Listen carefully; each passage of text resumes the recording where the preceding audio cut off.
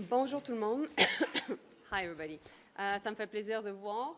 Contente d'être ici aussi avec mon collègue et ami David McGuinty. So we just came out of another very important Canada-U.S. meeting, and our two objectives were the same. First, to work on preventing tariffs, and second, working also on our response, should there be tariffs. When it comes to the first point on preventing tariffs, first and foremost, our objective is to make sure that we prevent tariffs, and we believe that we can do so. How can we do so? We will continue to engage with our different American counterparts. I'll be heading to Washington to meet Marco Rubio on Wednesday, and also I'll be in contact, and I've been in contact with Tom Homan, the border czar of President Trump. David and I are having conversations with Tom Homan shortly. And we know that President Trump has been referring a lot to the border. Again, we have a very good border plan. It is being implemented, and David will be able to talk to you about the latest on this front. When it comes to our trade relationship also, of course, we know that the U.S. has a surplus with us. If we don't take into account our energy exports, which are driven by the U.S. demand. So at this point, the trade surplus that the U.S. has with us is around $60 billion, which includes goods and services. We are the largest export market for 36 states of the United States, and we're still the biggest customer to the U.S. So Canada is the biggest customer to the U.S. So that's for the first point, which is preventing tariffs. When it comes to the second point of our response, we will be ready for day one. And we've been saying that, and we are ready. I'll be talking this week to the British Foreign Minister. I'll be also talking to key European foreign ministers. I've been in constant contact with also my Mexican counterpart. And our objective, as I said, has been and will continue to be to prevent tariffs. So, je vais juste parler en français et après je passe la parole à David. Une autre rencontre importante du comité Canada-États-Unis.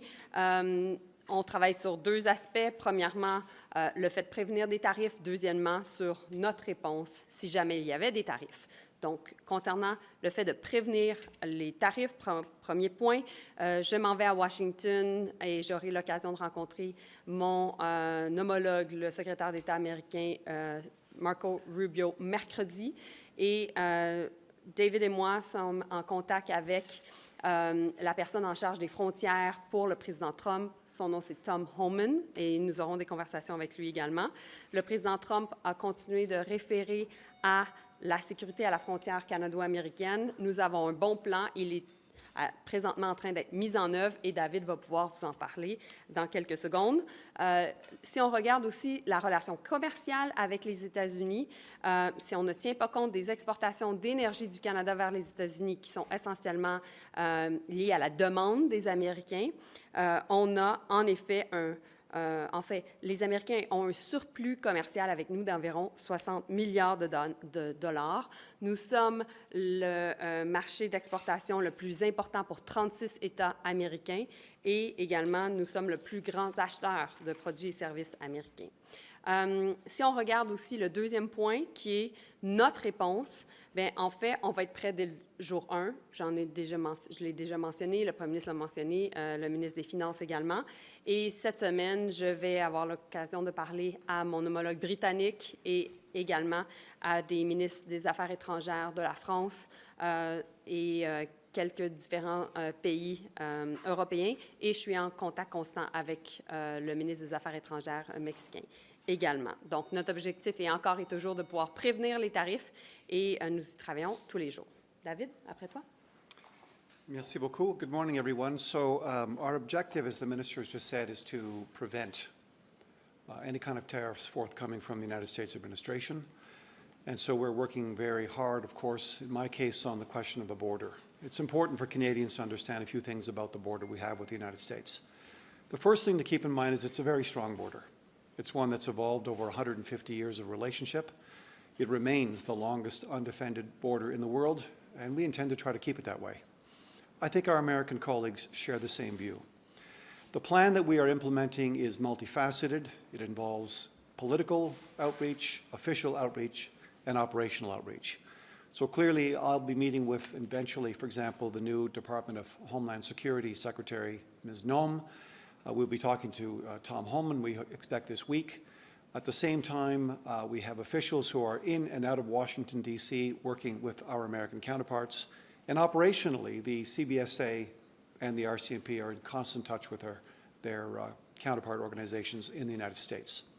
So we're making huge progress. This plan is a plan which is, of course, international between Canada and the United States, but it's also a plan between different orders of government in this country.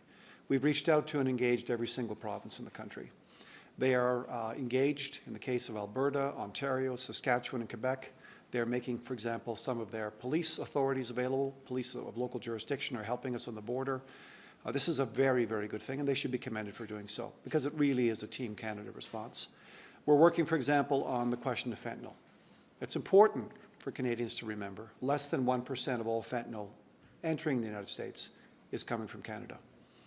Less than 1% of illegal immigration into the United States is coming from Canada. So we are tightening up even further our border to deal with some of these challenges. And as I say, it's a federal, provincial relationship and partnership. It's an interagency partnership. It's a bilateral partnership. And we've seen huge progress in the last 3 to 4 months. So we are continuing to make progress on the implementation of this plan. As I say, it's multifaceted. Donc, pour répéter quelques mots en français, nous avons un plan. La frontière est très robuste, elle est très forte présentement, et nous sommes en train de la renforcer. C'est une question d'amener des mesures pratiques, la mise en œuvre de mesures pratiques. Il y a un plan qui touche évidemment le Canada, en coopération avec nos provinces, avec le fédéral, avec nos agences dans le fédéral et avec évidemment les États-Unis. Nous avons un plan de 3 phases ou 3 éléments, des liens politiques, des liens officiels et des liens opérationnels.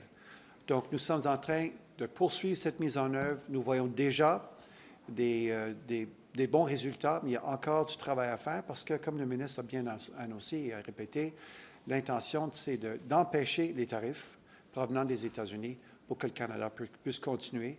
C'est important de se rappeler que nous avons une frontière qui n'est pas défendue par nos militaires.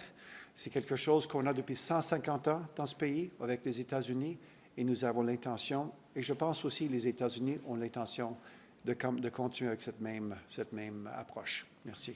Merci. À propos des tarifs et des représailles, Oui, vas-y, Christian. quel serait l'avantage ou le désavantage de mettre la liste publique maintenant ou une partie de la liste publique maintenant pour agir un petit peu en contre-pression à ce que fait Donald Trump? Est-ce que vous songez à mettre d'avant une liste déjà publique maintenant? Oui. Pour nous, ce qui est important, c'est de faire le travail dans les coulisses, au niveau diplomatique, pour justement assurer qu'il n'y ait pas de tarifs. Et nous pensons que c'est la meilleure façon de le faire.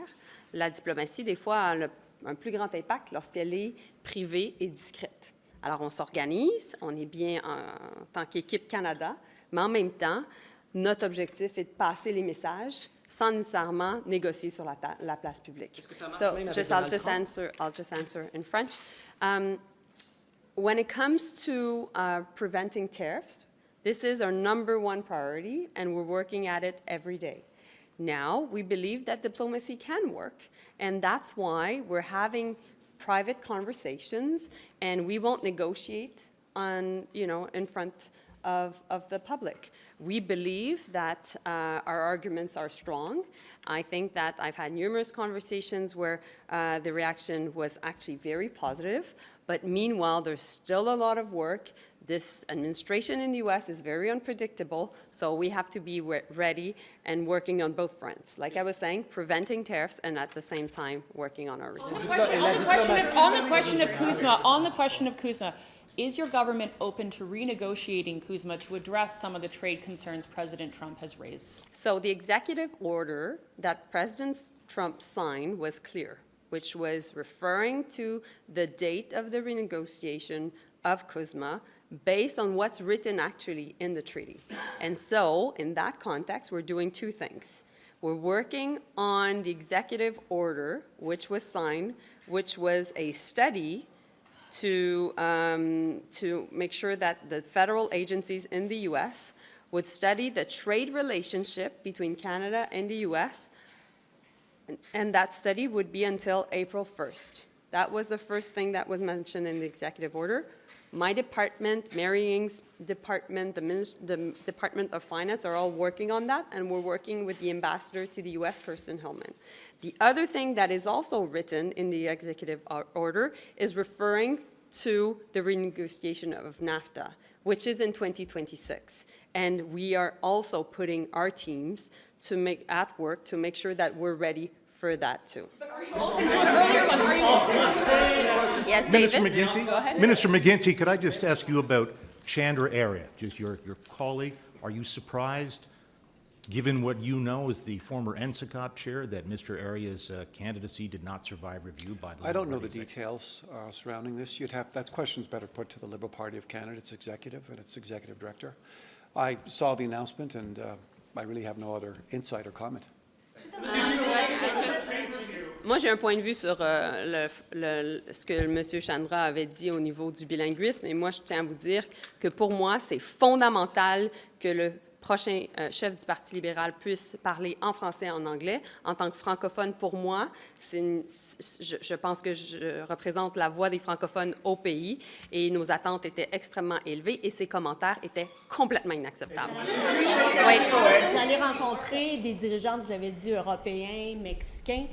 Quel est l'objectif derrière ça? Est-ce que c'est de faire front commun contre M. Trump? Puis j'ai une question sur Gaza après.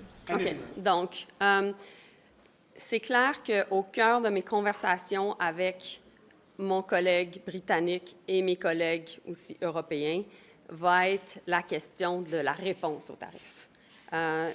Ça fait partie de nos conversations parce que le président Trump a parlé de tarifs pas seulement pour le Canada et les États-Unis et la Chine, mais tout au long de la campagne électorale, il a parlé des tarifs sur le monde, et ça inclut nécessairement les Européens. Alors, on est très, très pragmatique. Notre approche est de pouvoir être coordonnée. On a une entente de libre-échange avec l'Europe qui est très, très importante, et ça fait partie de notre vision de diversifier nos marchés. Donc, c'est pour ça que ces conversations-là vont être vraiment très importantes. So, just in English, it is clear that we have to be extremely pragmatic when it comes to working with Europeans and also with Britain, with the UK on this. President Trump has referred to using tariffs against the world in the context of the electoral campaign. And so that's why we know that in many European capitals and also in the UK, the conversation is ongoing on how to deal in terms of retaliation and what could be different responses to tariffs. So that's why it is important for us to be able to talk to these different foreign ministers. It is my job to coordinate the response.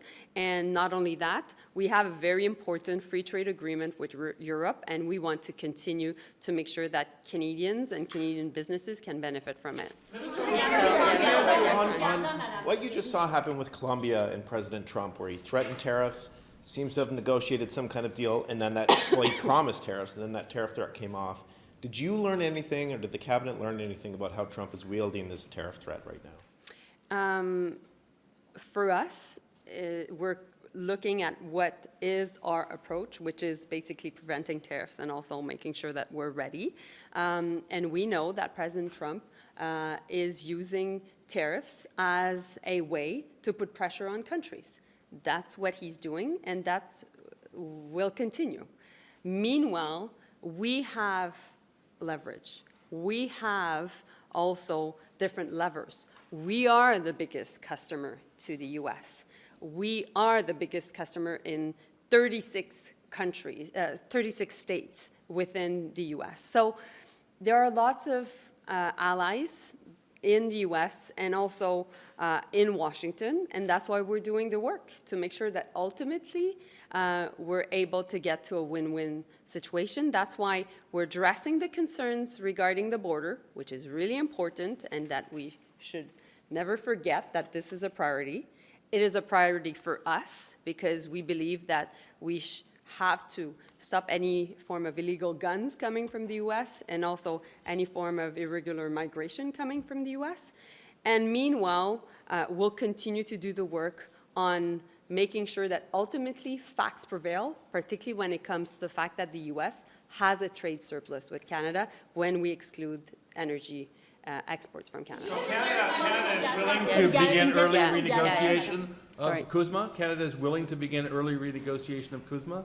I didn't mention that. What I said is that the executive order already specifies that there is a process that prepares for eventually that renegotiation, which is set in 2026. So it's just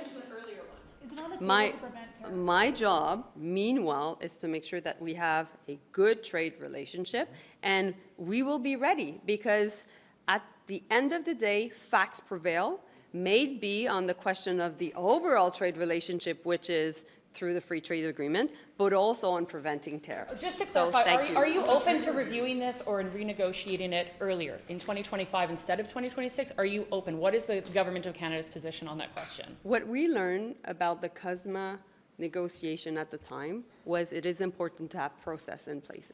We now have a process. The process is through the executive order, and we'll participate in that process. Thank you. What are they looking for? Parliamentarians who've been unwittingly or wittingly targeted by foreign interference. What do you think are the pros and cons of that coming out publicly? I look forward to seeing what the Commissioner has to say tomorrow in her review. I'm told it's an extremely comprehensive piece of work, and it will be good. I think I hope we see a way forward pointed by the Commissioner and her team on how we can make progress with a very, very difficult situation and a very difficult phenomena. By the way, one which the United States of America is facing, which every Western democracy is facing. So I'm hoping there are many good recommendations for improvement that are forthcoming. Quelles sont justement vos attentes par rapport au rapport? On verra. J'aurai la chance de lire le rapport demain matin. Should the report name names? Should the report... En français, pouvez-vous être plus détaillé, s'il vous plaît, sur ce qui vous intéresse dans ce que le rapport... Bien évidemment, comment procéder avec l'ingérence étrangère quand ça touche à nos processus démocratiques, comment la réforme de partis politiques aiderait la situation à non seulement protéger les partis, mais aussi d'augmenter la confiance des Canadiens et des Canadiennes dans notre système, de revoir exactement ce qu'elle veut dire au sujet des élections de 2019-2021. There are many, many good things that I think we're going to see tomorrow from this review, so I'm looking forward to it. We'll have more to say about it tomorrow. Thank you very much. And I just, on the question of... Oui, mais un instant, ça sera pas long. So I've answered that question in French regarding Chandra Arya. What I said in French is, for me as a Francophone, I thought that what he was saying regarding Francophones across the country was unacceptable.